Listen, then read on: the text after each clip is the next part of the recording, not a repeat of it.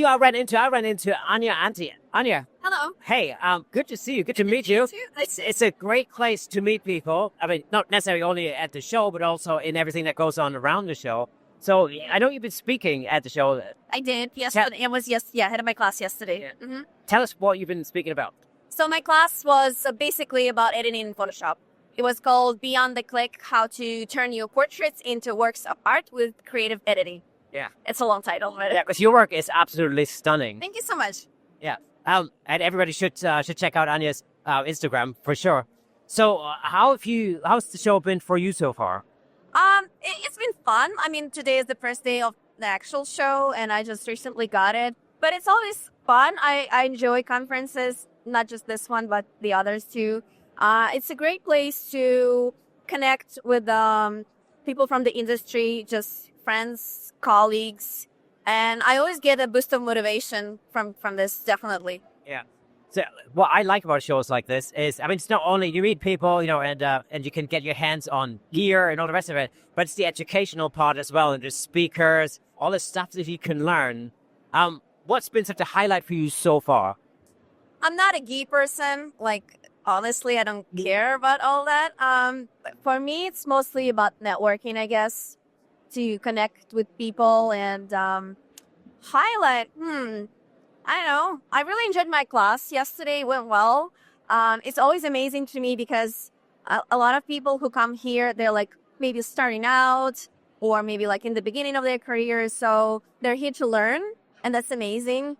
But for me, as an educator, it's also amazing because when you show them like some very simple, basic things, they get amazed by just some simple stuff. Like in Photoshop, you show them some keyboard shortcuts, and they're like, wow, you just saved 2 hours of my life. And I'm like, Yeah, and that's what I find with, especially shortcuts.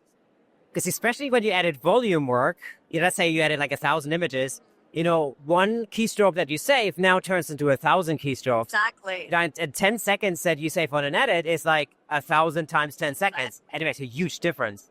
Yeah, it's actually interesting because I don't really advertise it. Oops, sorry. But I work as a professional freelance retoucher, like high-end, actual, not just what I do for like art, but high-end commercial things. So I was having this conversation with my boss, and he said that the difference between bad retoucher and a good retoucher is that good retoucher could do it five times more faster. Yeah. Because we know all the like little things like keyboard shortcuts or like just shortcuts that you can make your workflow faster and more efficient.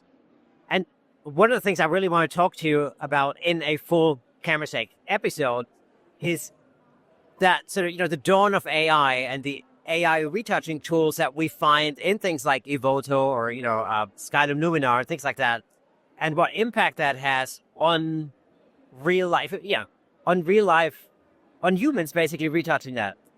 But I think I have a feeling that's going to be such an extensive topic that maybe we'll keep that for like a full-length episode. What do you think? That's definitely a thing to worry about it. But to be honest, from my experience, because I've been working as a retoucher for the last 10 years, it's been downhill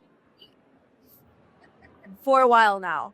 Even before all this awesome AI software popped up, it's been slow without that, because the industry is changing. So people don't have as big budgets as they used to.